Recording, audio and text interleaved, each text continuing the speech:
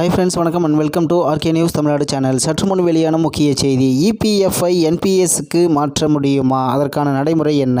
செய்தியை முழுமையாக கேட்கறதுக்கு முன்னாடி நம்ம சேனலை சப்ஸ்கிரைப் பண்ணலாம். சப்ஸ்கிரைப் பண்ணிக்கோங்க, மறக்காம பெல் பட்டனை கிளிக் பண்ணிக்கோங்க. அப்போ தான் நம்மளுடைய அப்டேட்டட் நியூஸ் உங்களுக்கு உடனுக்குடன் வந்து சேரும். இந்தியாவில் பிரபலமான ஓய்வூதிய திட்டங்களின் தரவரிசையில் முதலிடத்தில் இருப்பது 2 திட்டங்கள். ஒன்று ஊழியர்களின் வருங்கால வைப்பு நிதி, அதாவது இபிஎஃப், மற்றும் தேசிய ஓய்வூதிய திட்டம், அதாவது என்பிஎஸ் ஆகும். இரண்டும் தனிநபர்களுக்கு ஓய்வுக்கு பின் மொத்த தொகை மற்றும் மாதாந்திர ஓய்வூதியத்தை வழங்குவதை நோக்கமாக கொண்டுள்ளன. ஆனால் இரண்டுக்கும் இடையே அடிப்படை வேறுபாடு உள்ளது.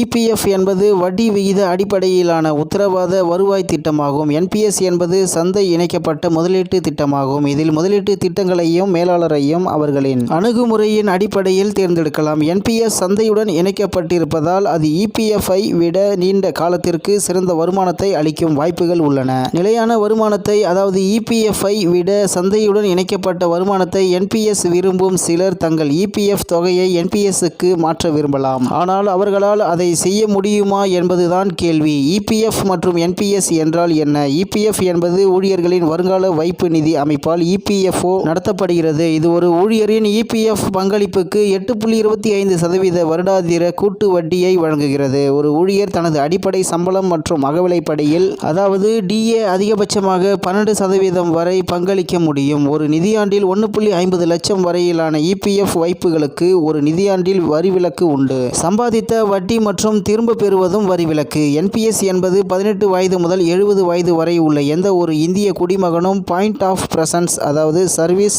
ப்ரொவைட்ஸ், அதாவது POP-SP அல்லது இஎன்பிஎஸ் மூலம் பேன் மற்றும் வங்கி விவரங்கள் மூலம் என்பிஎஸ் கணக்கை திறக்கலாம். என்பிஎஸ் 60 வயதுடைய லாகின் காலத்துடன் அடுக்கு 1 கணக்கை கொண்டுள்ளது. அதே நேரத்தில் லாகின் காலம் இல்லாத அடுக்கு 2 கணக்கு ஒருவர் ₹500 பங்களிப்பு மற்றும் குறைந்தபட்சம் ₹1000 ஆண்டு பங்களிப்புடன் என்பிஎஸ் அடுக்கு 1 கணக்கை தொடங்கலாம். ₹250 பங்களிப்புடன் அடுக்கு 2 கணக்கை திறக்கலாம். அதற்கு பிறகு குறைந்தபட்ச இருப்பு தொகை தேவையில்லை. அடுக்கு 1 கணக்கு பிரிவு 80 CCD1 வரி சலுகையை வழங்குகிறது. ஒட்டுமொத்த உச்சவரம்பு ₹80 CCE கீழ் ₹1.50 லட்சம் வரையிலான முதலீட்டுக்கு கூடுதல் விலக்கு. என்பிஎஸ்ஸில் 50,000 அடுக்கு 1 கணக்கு என்பிஎஸ் சந்தாதாரர்களுக்கு பிரத்யேகமாக 80 CCD1B கீழ் கிடைக்கும். ஒரு முதலாளியின் என்பிஎஸ் பங்களிப்பு, அதாவது பணியாளரின் நலனுக்காக சம்பளத்தில் 10% வரை அடிப்படை பிளஸ் டிஏ 7.50 லட்சம் வரையிலான வரிக்கு உட்பட்ட வருமானத்திலிருந்து கழிக்கப்படும். அடுக்கு 2 கணக்குதாரர்களுக்கு வரி சலுகைகள் இல்லை. இபிஎஃப்ஐ என்பிஎஸ்க்கு மாற்ற முடியுமா? அடுக்கு 1 என்பி